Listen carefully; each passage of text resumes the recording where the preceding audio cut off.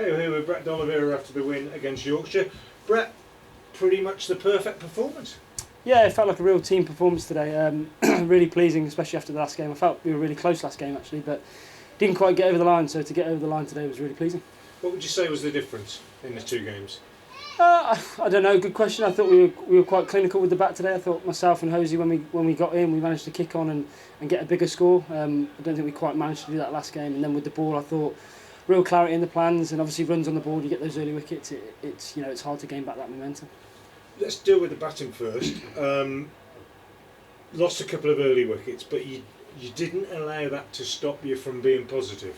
No, and that's part of our sort of mantra really, is to try and always look to take those positive options. Obviously that varies from wicket to wicket and game to game, but I felt like we assessed conditions really well today. You were part of that big partnership.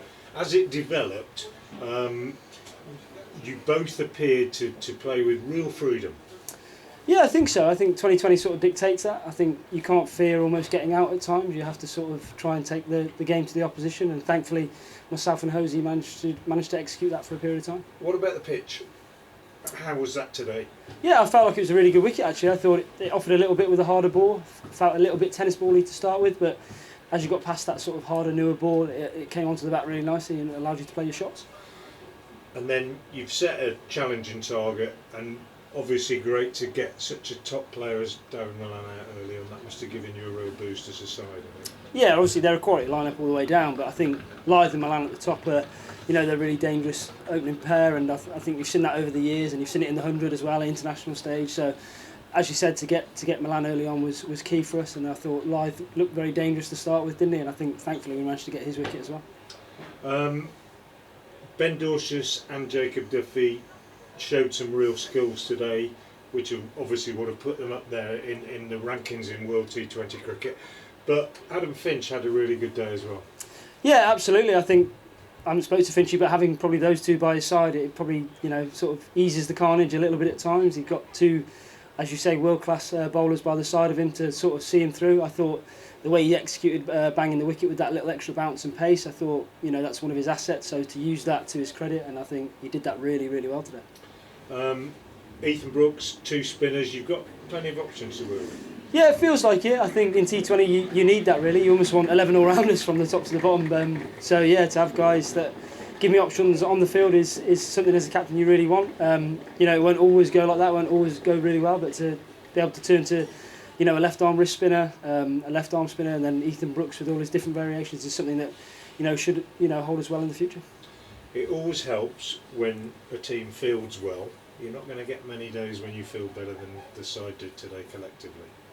Yeah, I think we've got some excellent boundary riders. I think Ethan Brooks has shown it over the last couple of years, hasn't he? How well he fields. Adam Hose, all those guys. So yeah, it's almost an attitude thing, isn't it, in the field? And I think we talk about that quite a bit, trying to just sort of go at every ball that you can, almost go for every opportunity you can. And if you drop it, I'd rather that than sort of stand off it and let it bounce. So I think we epitomised that towards the back end. It's something I spoke about upstairs, that even sort of when the game had sort of gone and it was out of reach, Ethan Brooks sprinting around and a sliding stop on the boundary sort of epitomised what we're about as a team.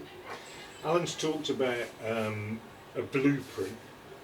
You've gone into the first two games with exactly the same side.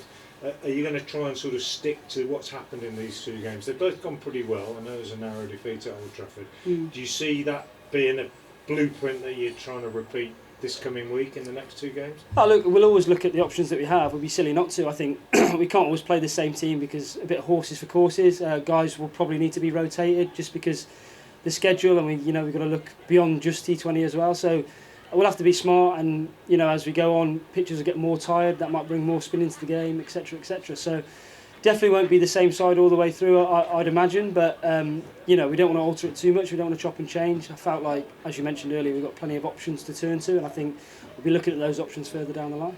Finally, save the best till last. Career best for you today. Yeah, was it? Every squirrel catches an acorn, I suppose.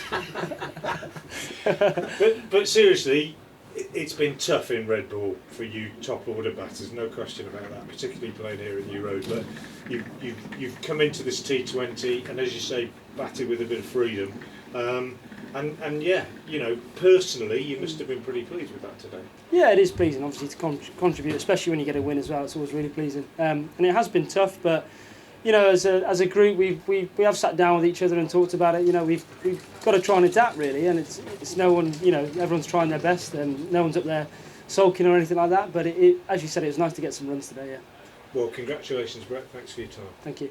This is Mike the Plasterer. He needs a trusted supplier for his materials and tools. Mike needs Profile Store. With an easy-to-use website, you can check stock online, order it and collect it within the hour. Profile Store offer free delivery over £125 and fast overnight shipping. With over 2,000 products in stock, they're sure to have what you need. So get yourself down to the trade counter in Kidderminster today. Get the job done with profilestore.co.uk.